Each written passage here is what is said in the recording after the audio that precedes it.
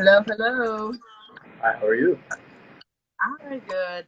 Hi there, and thank you all for joining for today's BPI Chats. I'm your host, Alexandria Malone, and I hope everyone is staying safe and lifted during this time.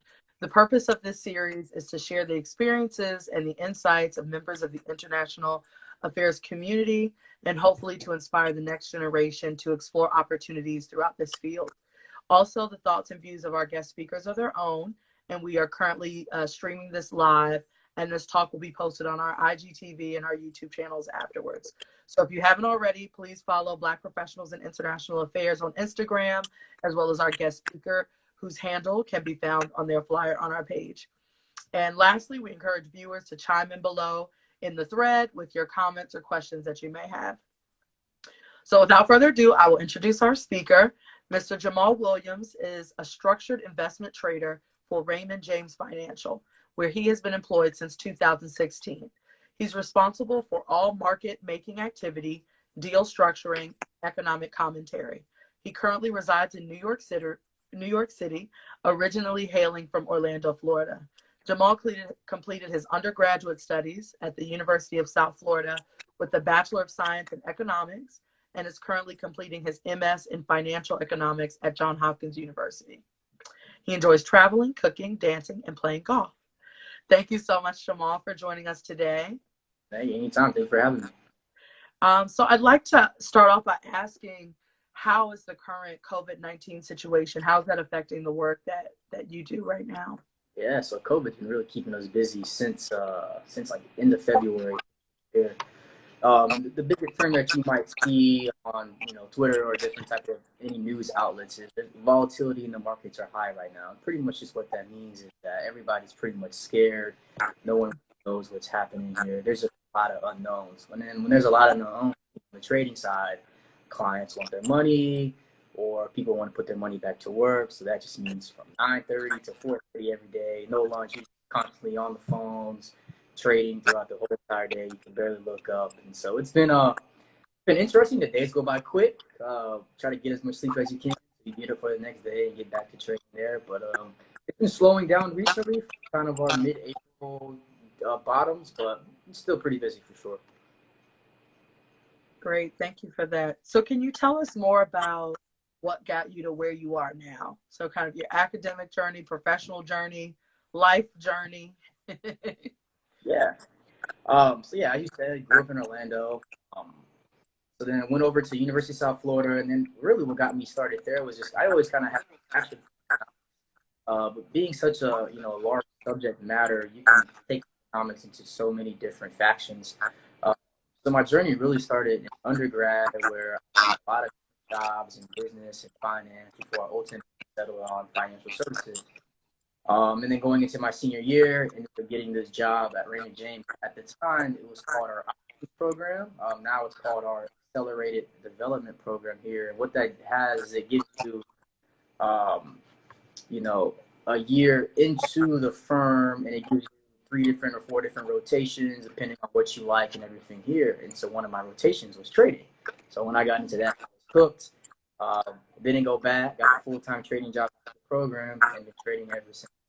So, into 2018, 2019, I moved up to DC area to study at Hopkins for my master's.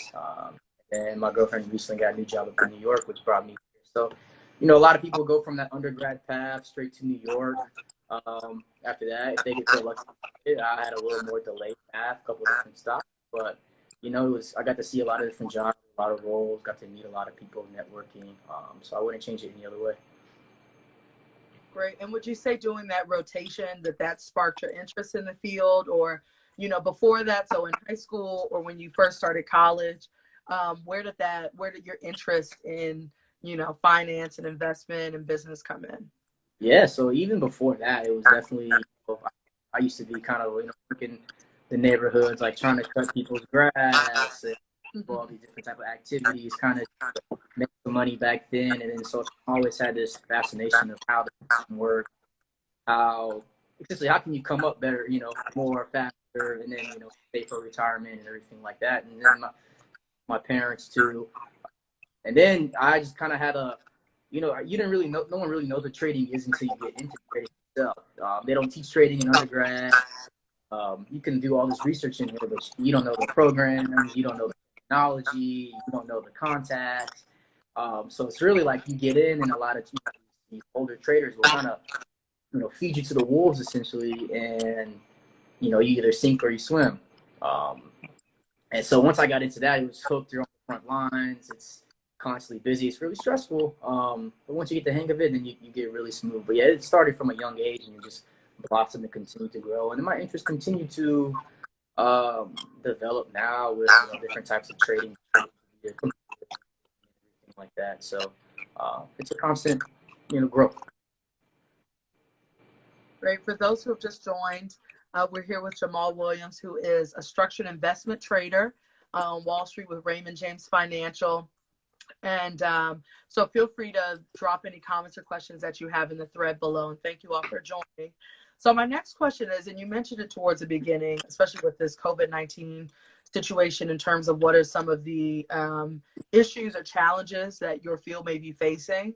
But what I'd like to ask is, what are some of the current issues or trends that are happening in trading that maybe a younger person or a young professional who's interested in entering this field, that they should kind of be doing more research on, or knowing, or doing research on? Yeah. Let me just actually hear. Are you speaking more in terms of like trends that are coming out of, you know, coronavirus, or just overall general trends in trading now? I would say are applicable, Okay. but especially overall, like what you're seeing kind of in the past year or two, in terms of things that people should keep on their radar who are interested in coming to the field. Yeah. So if anybody watching, they're looking to get into trading now, really trading on the, you know, the computers and electronic trading, algo trading, all that stuff. That's really becoming here. It's already a big part of the trading market now, and it's starting to get into more bespoke products such as mine, trade structure, or such as regular corporate bonds, for example. Those products are less frequently traded than your equities on your big, you know, your Apples, and but they're slowly starting to be there. So be strong with your coding skills, be strong in math for sure. Also your theory, your economic theory, your finance theory, kind of have to build your foundation up there before you kind of get to those micro classes there. In terms of COVID, there's just so many different trading strategies right now are coming out of that there, and it's really on a day-by-day basis. Something today may be a trade that looks really good, and tomorrow it's completely blown up. So it really just depends on if you have somebody to pull that trigger on that strategy. What type of strategy I mean is what that client or what that, you know, investor is looking to put their money to work in there. So some people may want to make an oil play or a tech play. Well, you only have during this time frame, during the volatility that I spoke to earlier, it's such a short time frame to get it done. And if you miss your window, you have to wait for the next one. Whereas before, earlier this year or late 2019, we had steady upward growth. So if you missed one day, then the next day won't look as different. So it's really just a lot more frequent, a lot higher velocity right now. Thank you for sharing that. Could you speak a little to, because some of our viewers are maybe, you know, high school or just getting exposure to this field. Could you share, and they may not know the kind of connection between the international arena, international space, and the intersection that has with financial markets, international markets, you know, the digital divide, things like that come into play into your particular field. So could you speak a little bit about that and what kind of careers that you've seen at the intersection of, you know, finance, investment, and international space? Yeah. And so in terms of that, there really, it's just, there's so much, and we can have a whole nother, you know, discussion about that one question in general there. To keep it at a high level basis, essentially, like, money is money, whether it's the United States, Australia, China, no matter what. And now, you know, with globalization, with a whole bunch of different companies moving everywhere here, the one thing too, if we keep on a macro, is how much other, you know, international currencies, international trade balances, international rate interest rates affect the, you know, the home markets. What effect does that have on credit card rate or their mortgage rate? So you may hear these headlines and may not know the effects that it could have. You take one example, you get a mortgage at Chase, they sell their mortgage to a Chinese investor. Well, now you have to worry about that exchange rate between, China and America and the different interest rates and everything like that. So it's one simple transaction. Your investment can be global, and it's often happens that way there. And the biggest thing right now is just watching, kind of going back to the interest rates. It's just how does rates around the world affect me at home? A lot of people won't know about it now or won't think about it here. But that's one thing, for the younger audience I'm looking to. It's one thing if I can give to them, understand interest rates and how that works. Essentially, interest rates, what's the cost of money? Then that's a huge part of finance themselves. That's like a whole section. You can be very successful to that. Thank you for sharing. We're here with Jamal Williams, who's a structured investment trader on Wall Street with Raymond James Financial. And feel free, for those who are watching, thank you for being here. Feel free to drop any questions or comments that you have in the thread below. So my next question is, what do you like most about your work, and what is most challenging about your work? Yeah. Well, honestly, one of the best parts is, and it's also one of the most stressful, is being on the front lines and helping people at the end of the day. When you win a trade or you get that client that good price, you feel it's like a win. If you relate it back to sports, you say like a game shot for that client. And so then if you imagine you're hitting a game-winning shot for hundreds of clients a day, you kind of get like a trading high there. But then also at the same time, one of the parts maybe I don't like about working with all the different personalities and advisors. They're great people. It's just that it's a lot of personalities heads through. You get a lot of different calls, and rightfully so. People get protective of their money, and so you can't take it personally. You can't do it. You have to do your job, smile on your face, and just get the job done because they're counting on you to get them that trade, get them their money, or to buy them something. And so it's like, honestly, I love the responsibility of my job. The people that I work with in the department are awesome. Love them to death. It's just the people behind it, that we're working for, all the clients, they're very needy. But like I said, and that's funny. So that leads into my next question that I'm sure is on the minds of young people who are interested in working in this field and interested in working in Wall Street. Like, what does it take to work on Wall Street, right? Yeah. In terms of skills, of course, the hard and technical skills, can you do your job? But could you speak to some of the soft skills or, the skills, or I'll keep it at skills, but skills that you've seen, or I almost want to say kind of like personality types that you've seen that have been successful in your field. Yeah, and so that's one of the beauties about finance too. There's a role for all different personality types. So if you're kind of an extrovert out there, similar to me, then trading or banking, in a sales trading role could be for you. If you're a little quiet, reserved, left alone, then research could be there. So I would say personality-wise, it's across the board. As long as it's a good fit with you and the team that you're forward, that's one of the most important parts there. You look at your general soft skills, interpersonal skills. In my field, you have to be great on the phone, no stuttering really. You have to, because in order to be a trader and to you're speaking people's money, you have to have a certain level of conviction in your tone and your delivery. And if someone doesn't feel that they can trust you or that you know what you're talking about, move on to the next one, you're going to be discredited like that. So that's one big thing there too. Another thing is honestly being friendly, coming with a smile on your face, and then building that communication with other banks across the street. Your reputation on the street is one of the biggest things out there. Everybody knows, Wall Street's huge, the finance industry is huge, but everybody gossips, everybody talks, everybody knows everybody. So you may not like something at Goldman Sachs, but somebody else may like them, so you don't want to bad talk that person, and just you got to kind of just tread lightly there. Well, and then also you just have to be a hard worker. To just come in, put your head down, and be a listener, because a lot of younger people would come in and say, hey, I watch CNBC here, or I study this course here. And essentially they try to come and, outsmart these professionals who've been doing it for decades and decades. And then they just get wiped the floor with because they don't know the terminology. They don't know what they were doing. They don't know the right buttons. And so they may have all this crazy knowledge from undergrad. And as I was saying earlier, you don't know how to trade until you actually go trading. So it's kind of confidence what you know, as well as being honest in the things that you don't know. Correct. Yeah. And eager to learn. If you don't know something, you need to raise your hand and ask right away, because you're putting people's money on the line. And ultimately, if there's a loss, someone's going to have to pay for it. In the old days, the traders used to have to take losses sometimes like that. Nowadays, more regulated firms take losses like that, depending on the shop.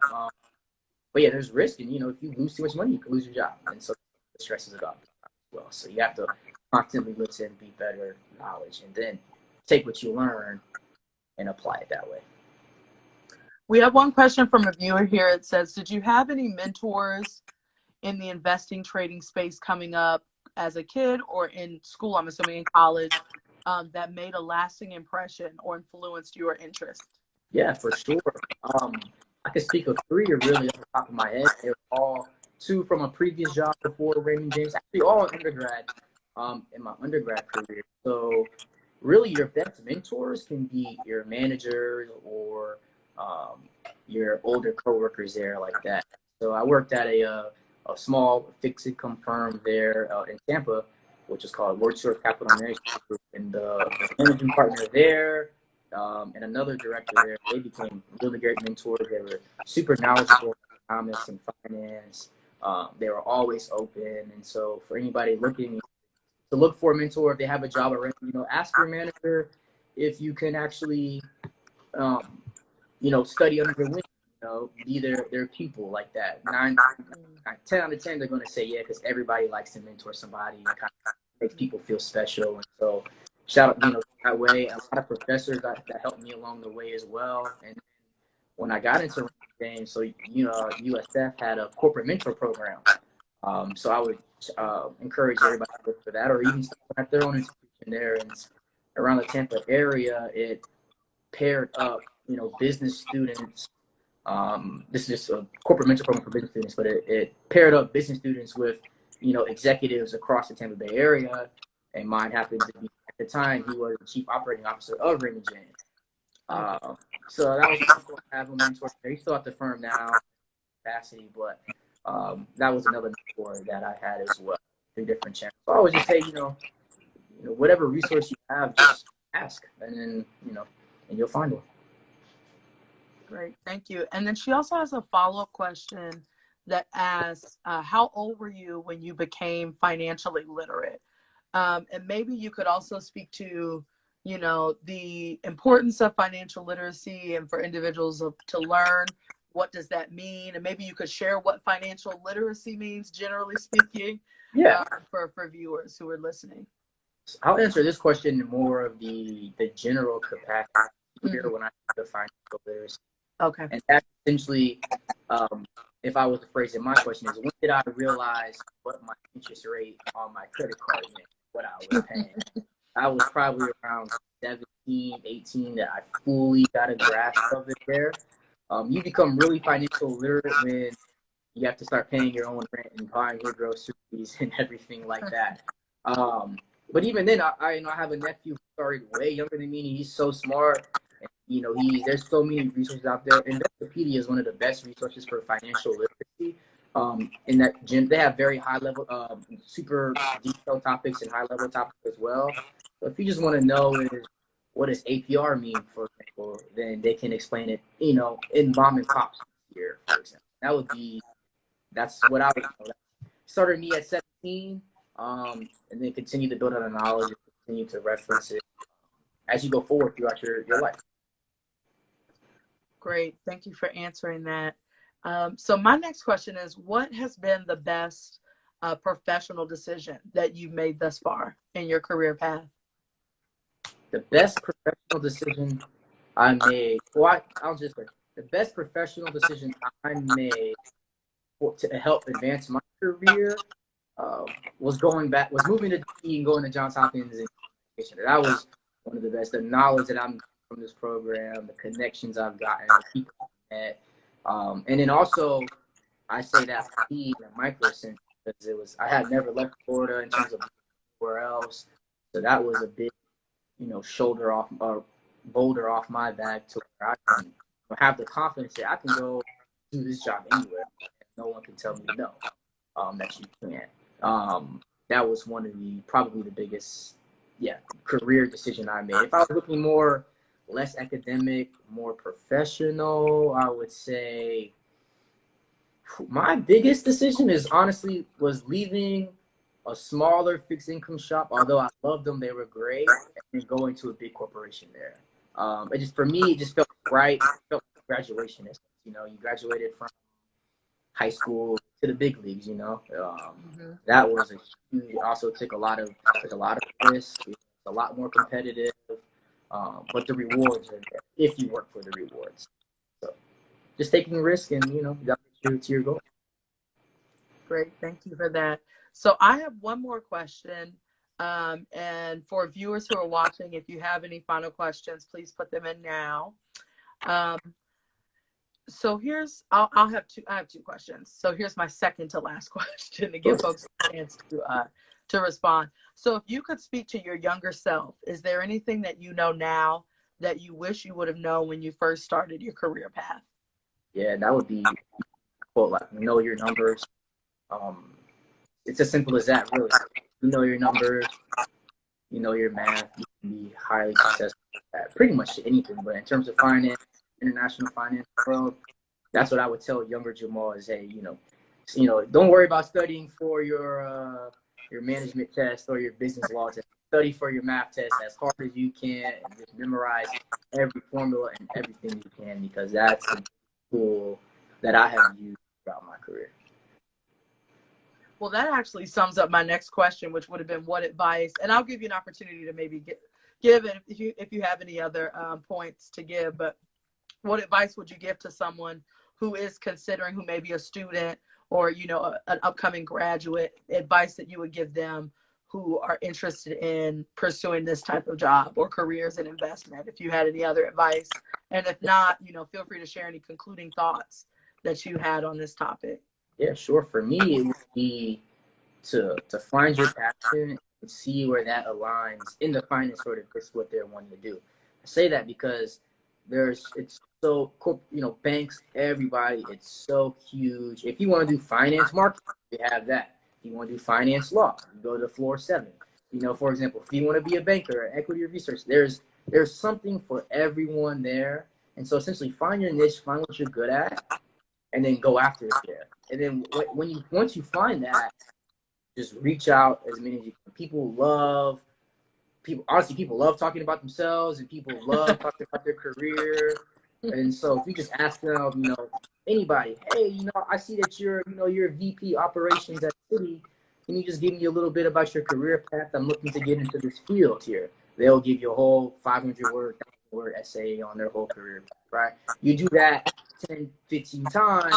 Now, not only have you built a network, you have inside knowledge from these companies across the spectrum, and now you become an experienced job seeker in that sense there. So, yeah, that'll be good. Absolutely. Thank you so much, Jamal. What's the best way for people to reach you, or where can they find you? Yeah, so here on Instagram at Jamal.Will, or on LinkedIn. I'm very active on that as well. And so if anybody has any questions just about trading questions or Raymond James questions or just general economic questions, I love talking economics. So if anybody, please love my inbox for economic questions all day. I'm pretty sure my girlfriend's talking about it. Jamal, thank you so much for taking the time to speak to us and share your journey. And thank you to all the viewers who are tuned in today.